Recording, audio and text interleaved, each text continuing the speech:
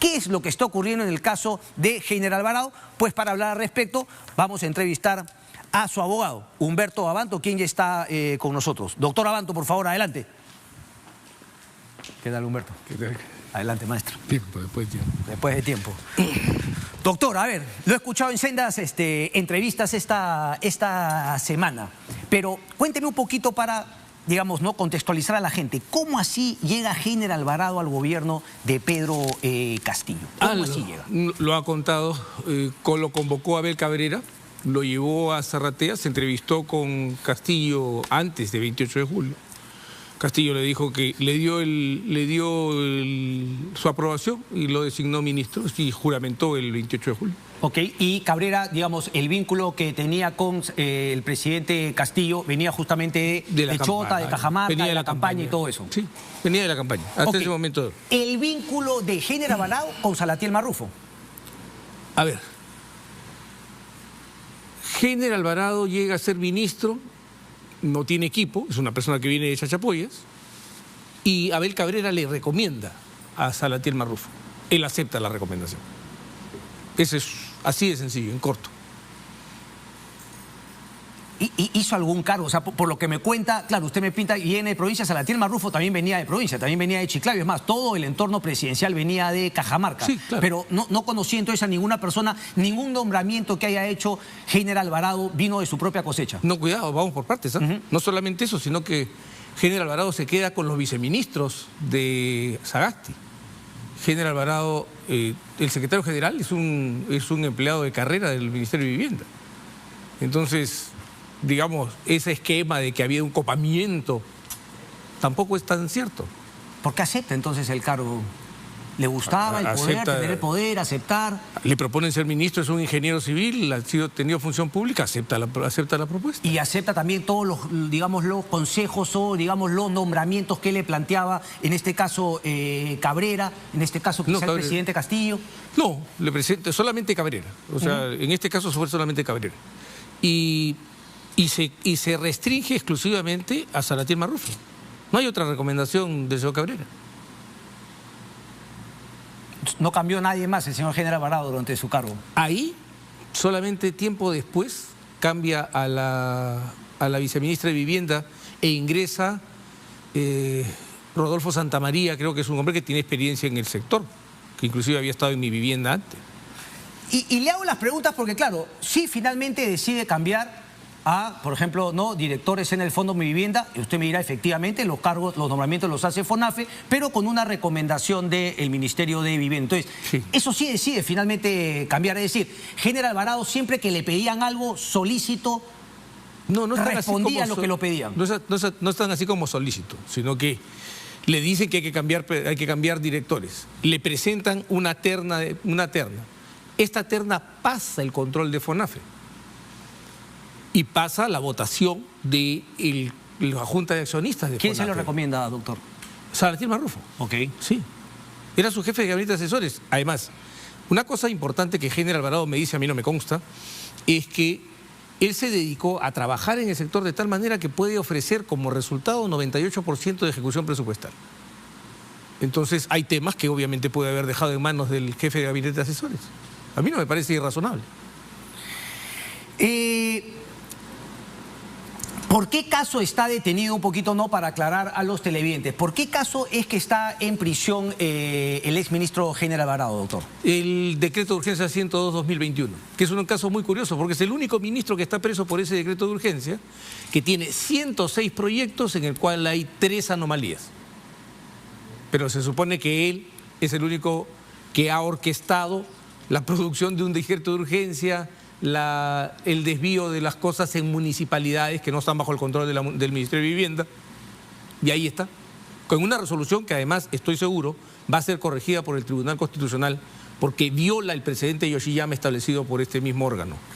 Y me imagino que lo han entrevistado muchas veces por este caso de Sada Goray y Salatiel Marrufo. ¿Le han planteado en algún momento ser colaborador eficaz? Se mencionó mucho tiempo, yo lo decía justamente en el comentario inicial. Difícil que a mí me inviten a un tipo de... a ese tipo de procedimiento. No, pero me imagino, Heiner Alvarado ha sido interrogado por este caso, por el caso de Marrufo, Sada Goray. Recién se le está citando por primera vez para este caso, a pesar de que tiene 3 meses preso. Pero si finalmente todas las declaraciones apuntan a Heiner Alvarado, todas las declaraciones a Latiel Marrufo apuntan a Heiner Alvarado. No le han pedido su testimonio todavía. Cristian, que recién le están tomando la declaración. Recién le van a tomar la declaración. Es más, quisieron citarlo de un día para otro y lo hicieron tan mal que citaron en el penal de Ancón. Ok. Quiero entender, usted desde su punto de vista, ¿no? Obviamente con la explicación que le da su patrocinado, ¿dónde entonces terminaría lo que es cierto y lo que es falso de lo que declara Salatiel Marrufo y de todo el esquema de corrupción que vemos hacia un costado de Marca Group, de la empresa Marca Group? Hasta donde llega la capacidad del señor Marrufo de probar sus dichos. Porque la cosa es muy clara para mí. O sea, quien dice algo está obligado a probarlo. Nosotros no aseveramos nada. Nosotros estamos esperando que todas las aseveraciones del señor Marrufo, que son publicadas con gran estruendo porque las libera la información del Ministerio Público, se acrediten. Tenemos 7 meses esperando que eso ocurra. Ok, pero por ejemplo, tenemos... Justamente me lleva a una pregunta final que le quería hacer, pero vamos adelantándola. Se habla del tema de la colaboración eficaz. ¿Ustedes los que creen que, por ejemplo, se debería legislar respecto de que un colaborador eficaz, lo dicho por uno, podría ser o no debería ser corroborado por otro colaborador eficaz? No. ¿O finalmente debería quedar en manos del juez hacer esa decisión, hacer esa valoración? La Corte, esta regla que ha recogido la ley aprobada, el proyecto de ley aprobado por el Congreso, es una regla jurisprudencial. Y yo no escuchaba a nadie gritar nada cuando la Corte Suprema estableció que no se puede corroborar el dicho de un colaborador eficaz con el de otro. ¿Por qué? Porque son 2 testigos sospechosos, y sospechosos porque están buscando un beneficio y además confiesan ser delincuentes. Y esta es una posición de la Corte Suprema añeja, no es que ha comenzado ayer. Entonces, cuando se hacen este tipo de declaraciones estruendosas de que la reforma del proceso de colaboración eficaz va a traer su desaparición, yo creo que lo único que quiere hacer es ese escándalo. Le voy a dar un ejemplo muy sencillo sobre el plazo, por ejemplo, el plazo de corroboración. En la ley de arrepentimiento eran 10 días. 10 días para corroborar los dichos del arrepentido. Y en el procedimiento de colaboración eficaz que se hizo bajo la inspiración del doctor José Carlos Ugaz, el proceso tenía 90 días prorrogables a 60 para corroborar los dichos. 150 días. El Congreso le está dando 8 meses, más 8 meses adicionales para el caso de organizaciones criminales. Comparemos los lapsos. Entonces, ¿usted está de acuerdo con el proyecto de ley o con la ley que finalmente el Congreso aprobó y que ahora ha observado de manera parcial el Ejecutivo respecto del plazo únicamente? Pero además, a ver, usted cuando va a una colaboración eficaz renuncia al derecho a guardar silencio, al derecho a un juicio público, el derecho a contrainterrogar a los testigos. Renuncia como a 5 o 6 derechos. ¿Esos derechos usted los puede renunciar sin asesoría jurídica? Bueno, en nuestro sistema actualmente, que es un sistema estalinista, sí. El fiscal puede hacerlo, sí. Okay. Usted puede ser invitado por el fiscal y tomar esa decisión sin presencia de su abogado, sin consultar con su abogado. Ok, entonces me queda claro, usted está a favor de ese tema. Ahora, sí, claro. ¿Un colaborador eficaz con un testigo sí podrían corroborarse las versiones entre ellos? Ah, claro, si hubiera un testigo fiable, sí. Ok, pero no debería finalmente quedar en manos del juez que... Porque usted me dice, claro, efectivamente, si ha habido un pleno y han definido eso, pues ahí está la jurisprudencia. Ahí está la jurisprudencia de la Suprema Corte. Entonces usted me está diciendo que ya no se necesitaría esa ley. No, pero ¿por qué? Hay muchas cosas, le explico. Todas las reglas de evidencia, por ejemplo, en Estados Unidos, son el recojo de la jurisprudencia de la Corte Suprema. Y aquí en el Perú, muchas de las reglas que están en la ley se han recogido de la jurisprudencia de la Corte Suprema.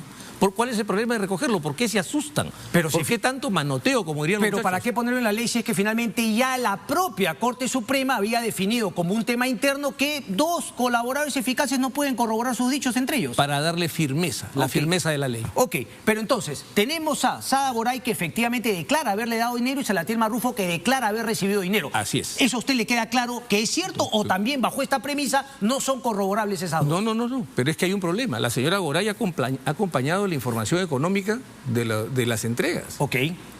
Y el señor Marrufo ha aceptado que ha recibido ese dinero. Son 2 cosas diferentes. Correcto. Hay un solo problema para mí aquí. Y es que luego el señor Marrufo dice, yo le di a fulano y le di a mengano. Y la pregunta es, ¿cómo va a acreditar usted que dio? La pregunta es sencilla. Porque además hay algo que no nos ha presentado el Ministerio Público en todo este espectacular despliegue de fuegos artificiales. Y es ¿Cuánto ha devuelto Marrufo? Porque estamos hablando de Marrufo 4 millones de solamente soles. ha devuelto 100.000 soles, que parece una locura, pero Sí. solamente ha devuelto 100.000 soles, quiere decir que había una buena cantidad de plata. 4 millones de soles, Sí. de los cuales se supone que dio 2 millones. Se quedó con 2 y le ha dado 100.000 soles. Buen negocio, ¿eh? Y está libre. Es un buen negocio.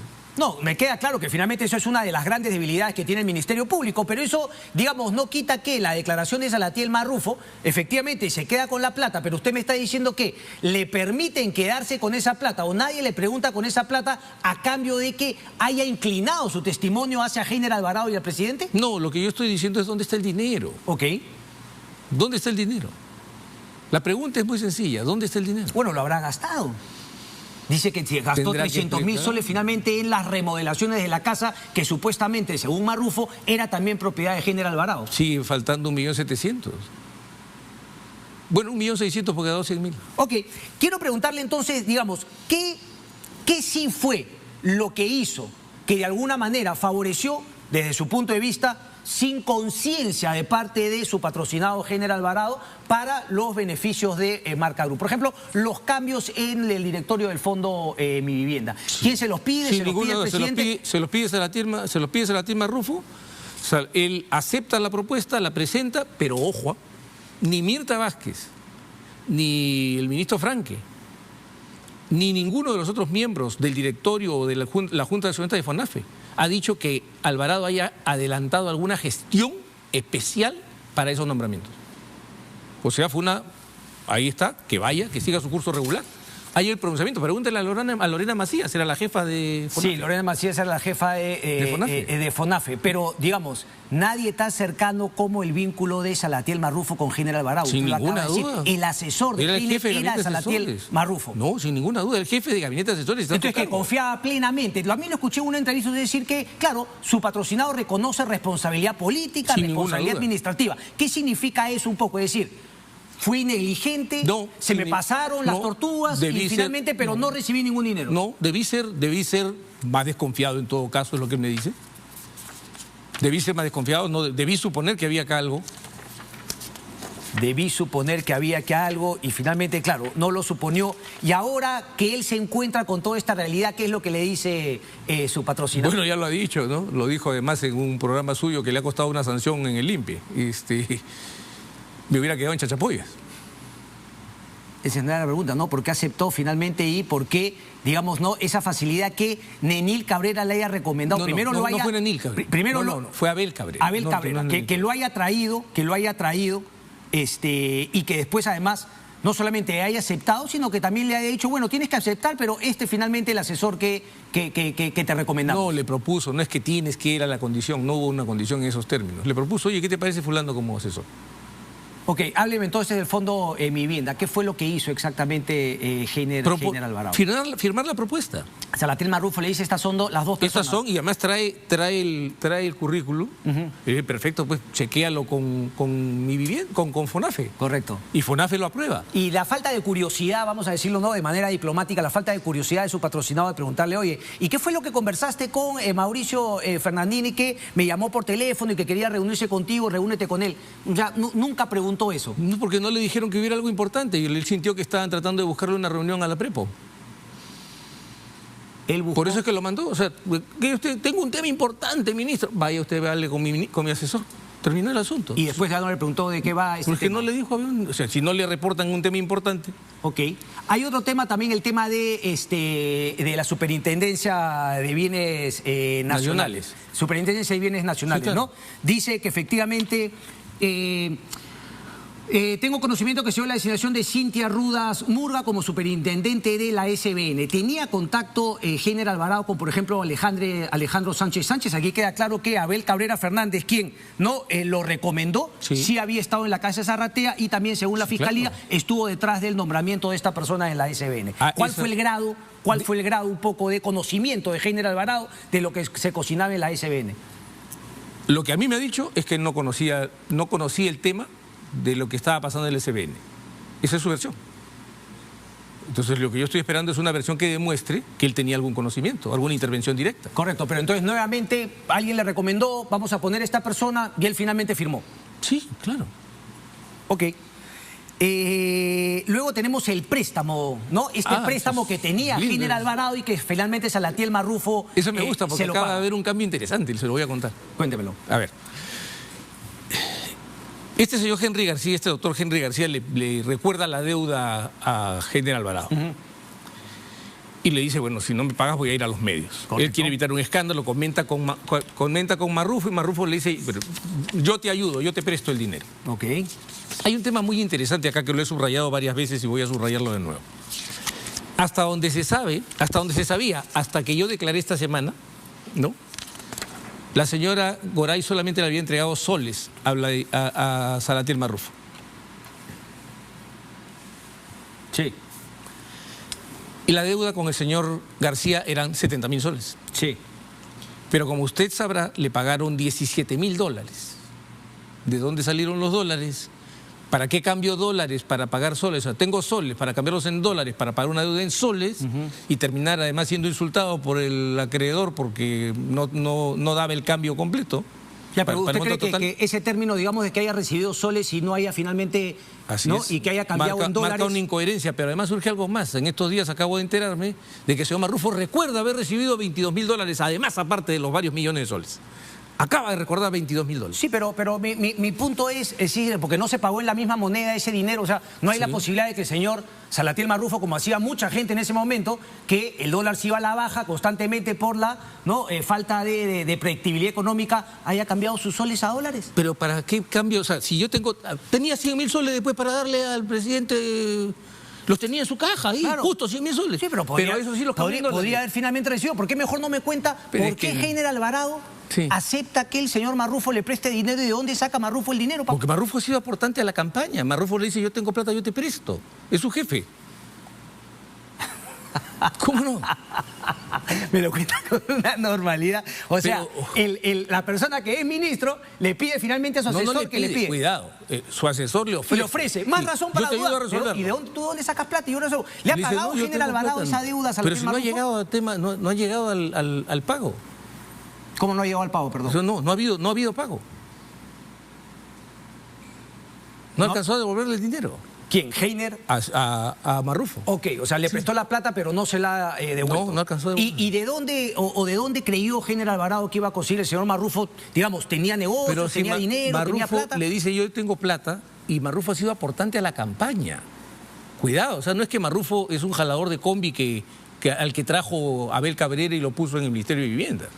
Entonces, cuidado, vamos paso por paso, ¿no? ¿Cuánto aportó en la campaña de Yo no recuerdo en este momento. Ok, bueno, dato importante para ver si es que finalmente y después luego llega de asesor al ministerio esta persona pudiente, usted, según lo que usted me dice. No pudiente, pero digamos, tampoco es que no es una suma no le llamó la atención, exorbitante. no se complicó, no se erizó el riesgo de que su asesor le preste dinero para pagar una deuda. Le resolvió un problema y él se lo iba a devolver. Porque, ojo, hay una cosa muy importante, Cristian, y esto hay que detenerse. Si el dinero se repartía entre los dos y Alvarado tenía el dinero, ¿por qué tenía que quedarse con los papeles Marrufo? Si al final yo no quería que nadie sepa que había tenido esta deuda. ¿Con qué papeles, perdón? Con los papeles de la deuda. Con los papeles de la deuda que finalmente le entrega la letra y a Marrufo finalmente se la queda. Y Marrufo se queda. Ok. Eso es la prueba de que ahí hay un depósito de confianza.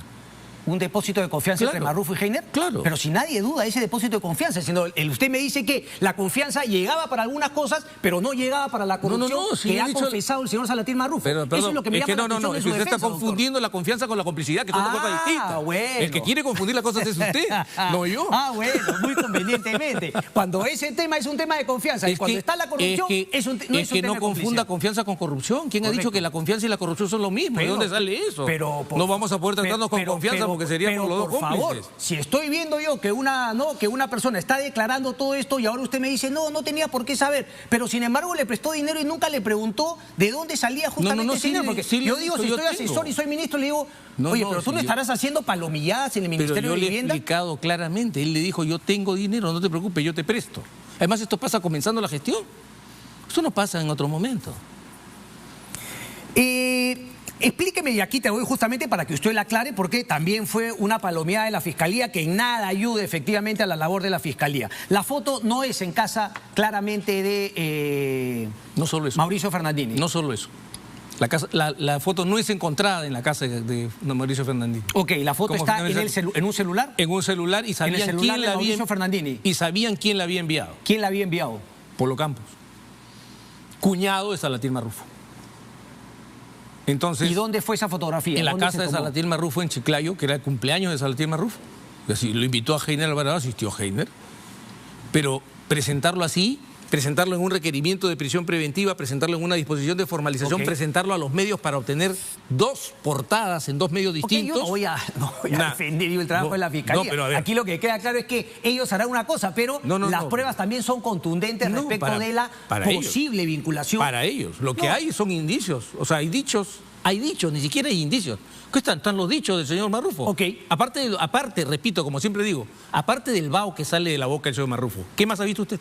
Alejandro Sánchez y por el otro vínculo, finalmente los sobrinos y todo, podrían llegar en la casa de Zarratea, ya no solamente Salatiel Marrufo vinculando a su patrocinado Heiner Alvarado. ¿No teme que por allá, por ese lado, pueda venir alguna sindicación a su Heiner Alvarado?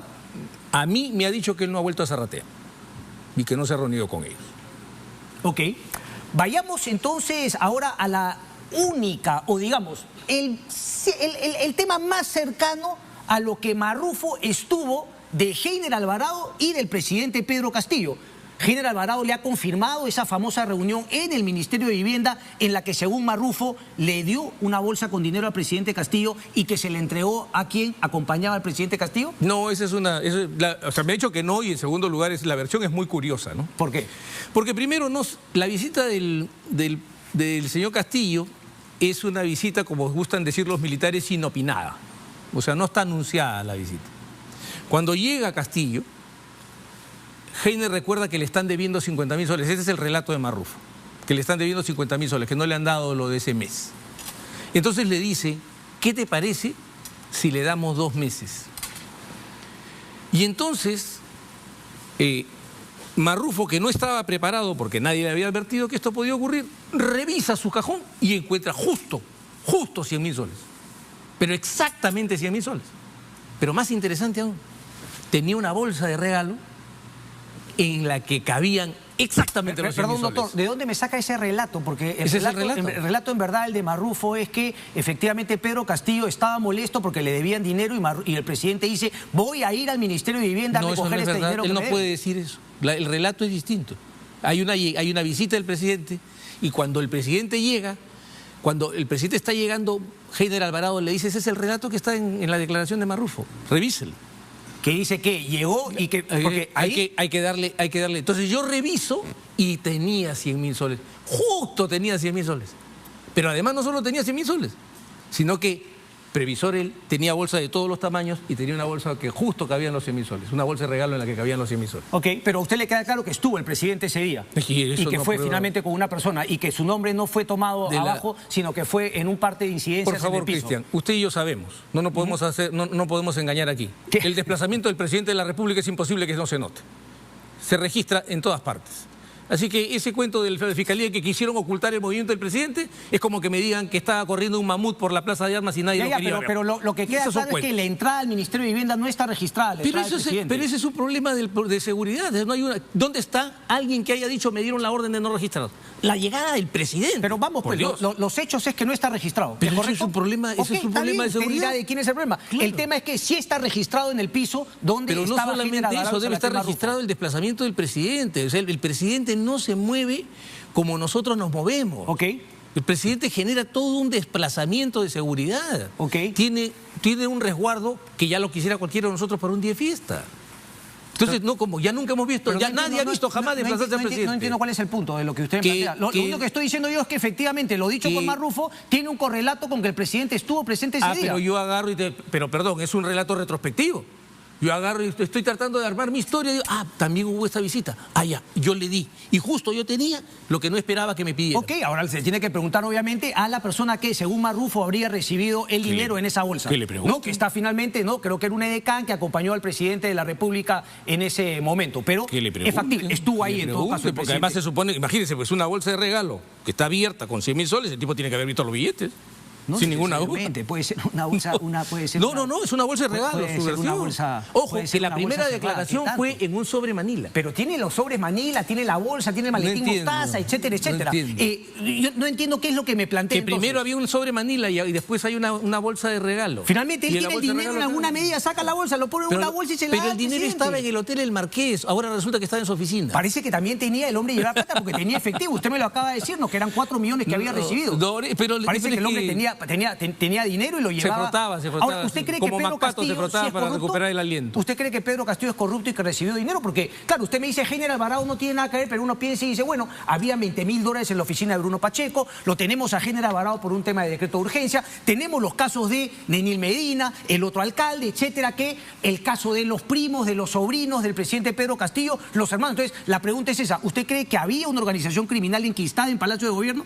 Le voy a decir claramente, Cristian, porque usted conoce mi posición. Yo soy un abogado defensor y razono como un abogado defensor. Quien diga eso tiene que probarlo.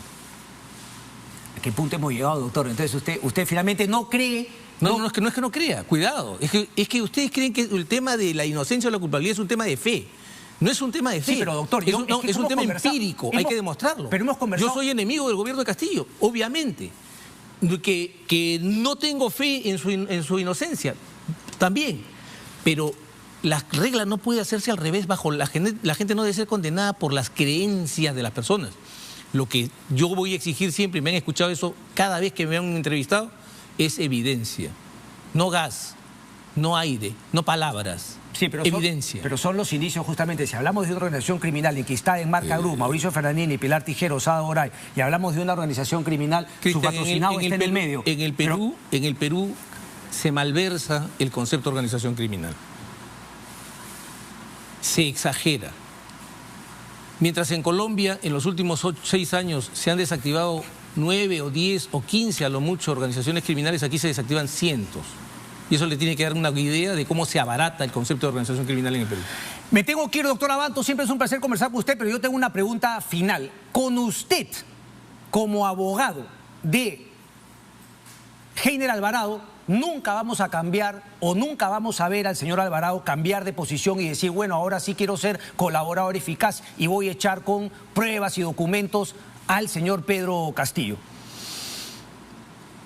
No me veo en esa posición, no me han visto. No, respóndame más concretamente, porque usted me diría, si yo ahorita estoy seguro, porque mi patrocinado me ha dicho eso, tendría entonces que significar que el señor me mintió. Y si me mintió y yo me he sentado en tanto medio de comunicación a sostener la defensa de mi patrocinado, si al final ocurre lo que usted me está diciendo, obviamente yo tendría que renunciar, porque a mí pues no me va a agarrar de tonto el señor Alvarado. Vamos por partes, Cristian. Lo que pasa es que las respuestas a preguntas hipotéticas necesitan respuestas hipotéticas. Porque usted me hace una pregunta hipotética, porque presenta una hipótesis. Si ocurriera tal cosa, en cuanto a lo que le puedo decir hoy, en este instante, no hay ningún procedimiento de colaboración. Y en los términos en que está planteado el debate y la forma en que se está conduciendo el Ministerio Público, tratando de engrapar las cosas de mala manera, no es posible. Sí, pero no me gusta ese modelo de desesperación. Pero es que la pregunta es simplemente... Y yo no soy un abogado que hace colaboraciones eficaces. ¿Usted continuaría con Heiner Alvarado si se entera que le ha mentido? Pero es que, vuelvo a decirle, las preguntas hipotéticas, en mi opinión, pero ¿cómo va a ser es hipotética. Si usted se entera que es una hipótesis. Quiero que me entienda, sí, Cristian. Yo no respondo. Pero es una pregunta completamente... Si el señor Heiner Alvarado le miente, ¿usted seguiría defendiéndolo? Es que vuelvo a decirle. Ok. Mire cómo las preguntas hipotéticas son es que en otros indebidas. casos sí me ha respondido hipotéticas, pero bueno, doctor Abanto, un placer como siempre. Nos vamos a la pausa y regresamos. No se muevan. Gracias.